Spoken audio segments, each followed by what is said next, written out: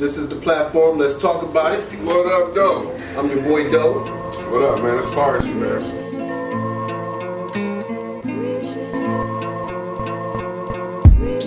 man. Previously on LTA.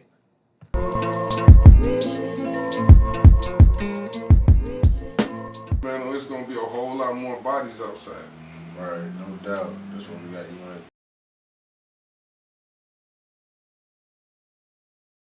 Balls. Think about it.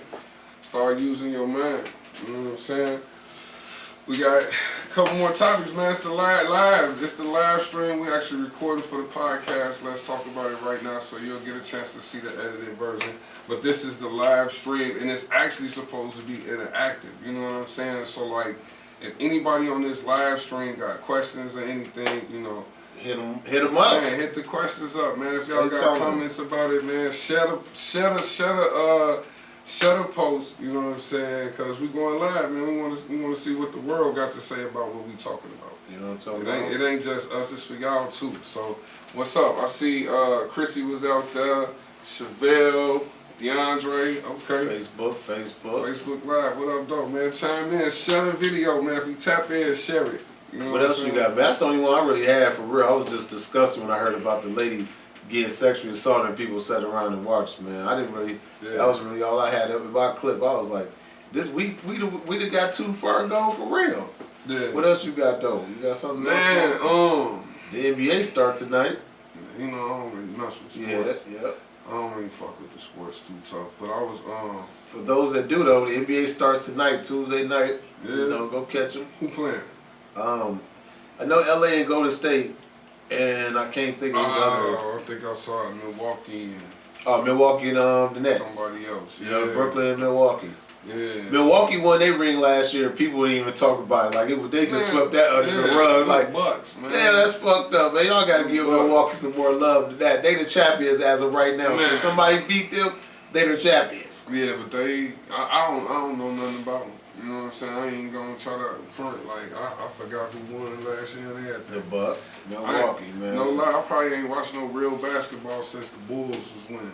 Oh, whoa, that was in the 90s. Hold up. Damn. How about what? Man, it's just been something else, you know what I'm saying? But what else we got? Man, a real topic, man.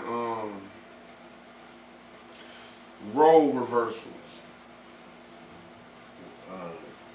Role reversals. Well, I know what that means in intimate relationships. What you talking about? Man, like we in a generation, right? So like right now, you know, I'm 97 in street years, you know what I mean? And my mom is, you know, we at a point where we gotta, you know, take care of our elders. Right. You know, and I just wanted to kind of chime in on that because this is a subject, you know what I mean, that's going to be relevant to a lot of individuals that are our age. You know what I'm saying? Like we were once the children, right? And by our generation before us becoming elders, we now are in a position to be the caregivers. So it's like, you know, what do we do? You know what I'm saying? How does the world feel about that? Me personally, you know, the whole dream is to be like, okay, well, I'm gonna make enough money so I can buy my mama a house. You know what I'm saying? Right. That's the plan. That's what everybody should set out for. But then reality kick in sometimes, and it can be a headache, man. Yeah, I say that if the elderly person needs, you know, all day attention, me personally, I say you might be better off putting them somewhere that could provide that, or if you have enough funds, have somebody come in and do it for you. Because my grandma's going through that right now, where my auntie, you know, had her set up, or wanted to have her set up, I guess, or whatever, right. And one of the other aunties wanted her over at the house, and I guess it became too much once she did get over to the house. Because that's a lot of responsibility. It's a lot of responsibility. You know, you think like, okay, that's my loved one. I do whatever for him. But when you're trying to take care of your own household, you're working and stuff of that nature, taking care of somebody all day is a hard task. Like I said, you're either gonna have the money to bring somebody in, or put them somewhere that you know is safe and that they can, get that attention that they need. That stuff is not an easy task. Yeah, I really recommend, like, before the holiday seasons kick in and, like, everybody had fun all summer and blew $2-3 trillion in PPP loans and all type of stuff this summer.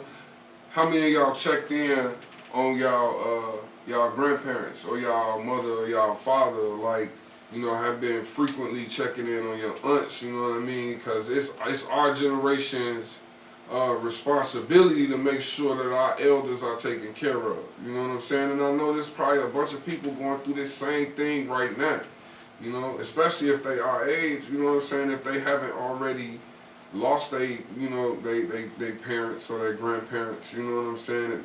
They in a position to now become the caregivers. Right. And it's a hard space to be in, man. No lie, like because you want to be able to do, everything that you can. You know what I mean, for the elders in your family.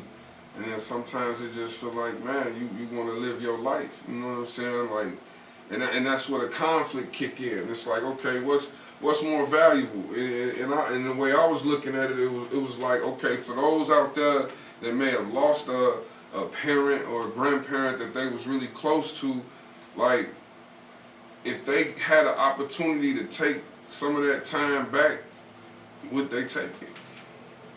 Yeah, well, I think anybody really, like, would you, like in the moment, we like, oh, nah, you know what I'm saying? Like, I don't want to take care of, you know what I'm saying, my grandma, you know what I'm saying? I don't want to do that. I got stuff to do. I want to get in the world. But if grandma wasn't here and a person could do it all over again, I think most people would make sure that they took that time to spend with their grandma or their parents before they pass. You know what I'm saying? Anybody that you're close to. Some people ain't really close with they, people that they should be close to. But yeah, I don't know. Like I said, man, if you ain't got the funds to bring somebody in to take care of them, send them somewhere and get them taken care of. Because you neglect them more if you just keeping them at the crib and you ain't taking care of them, though. Yeah. That's not a good look either. It's not a good look, man. So you got to make sure that you got to, like I said, find somewhere that you're comfortable with, or have somebody else come in. Or if you got the time to do it yourself, then more power to you also. More power, man. I'm talking about, like, I had to have a long, deep thought, you know what I mean, about it, cause shit, we getting up there in age, man, and in all honesty, like, we want to make sure that all the work and all the effort that we put in on this earth, like, while we here right now, not only benefits us, man, but also in the long term is able to assist or benefit the elders of our family. You know what I'm saying? And it's uncomfortable as hell because, you know what I'm saying, like, we want to live our life. We still, want to live our life. We still want to, but responsibility is responsibility, man, and it is our duty to uphold and protect the individuals that brought us into this world. Right. So, like, I thought about that long and hard, man. Like, I don't know how many people are having to deal with that situation or are planning on dealing with that situation once they become old enough to reverse that role of going from child to caregiver. Sad part, you would think that's automatic, though, that people will either, like I said, send them somewhere or get somebody to take care of them or do it themselves. You would think that's automatic, but it ain't.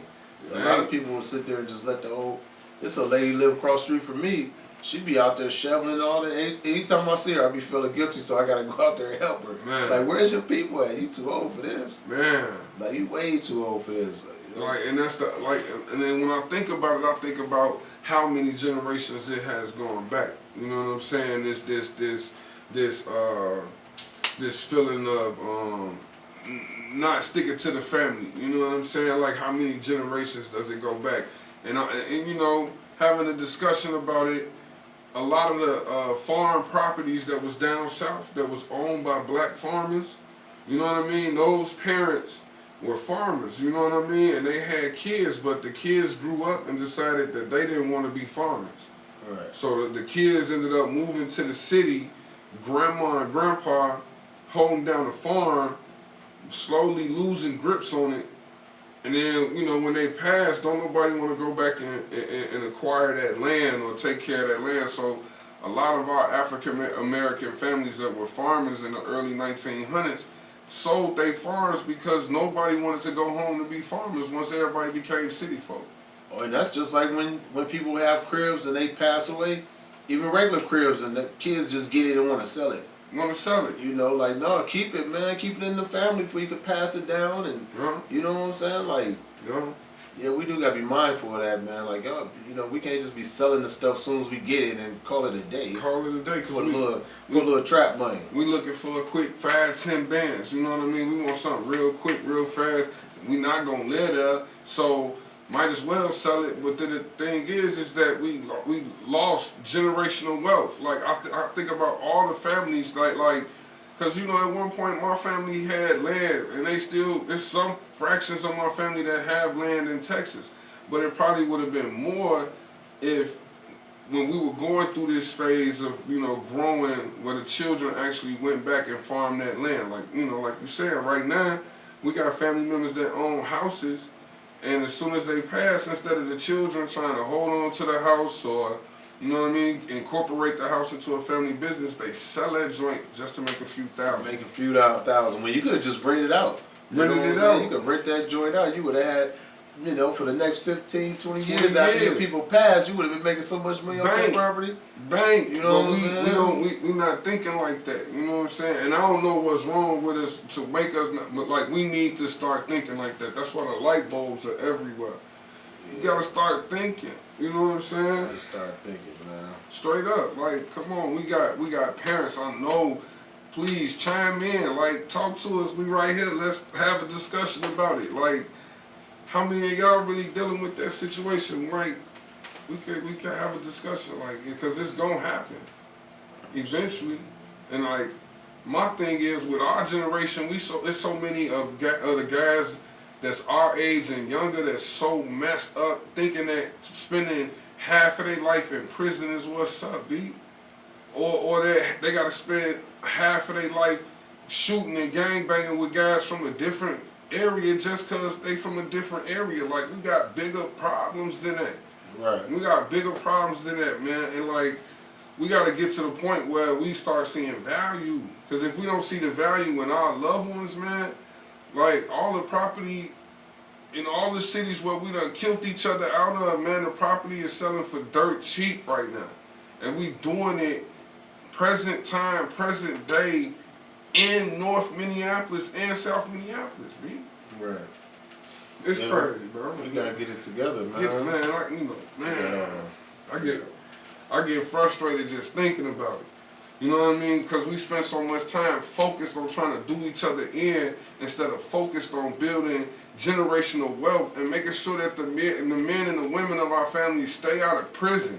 Like, you spend half your life bullshitting. When your mother and father get too old, what position you gonna be in to make sure that they decent? They don't, but the majority of the time though, the people in the street pass before the parent do. Before the parents, you know what role reversal, parents burying their children. Yeah, like, so shit. We gotta get it together. Just a couple topics, you know what I mean, that y'all really should talk about amongst your family and friends. And like, man, we got real life situations we dealing with where our children are outside and targets of multiple levels of violence, and we sitting here like it's not happening. We too busy wanting to do everything that we think is cool instead of focusing on what we really need to do to become, you know, successful for generations to come. B, I'm gonna shut up, man. I'm passionate about it. We gotta take care of our parents. Well, shit, man. Yeah, that's just a few topics for y'all for today, man. You know.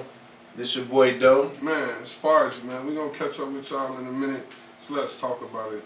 LTA, let's do it.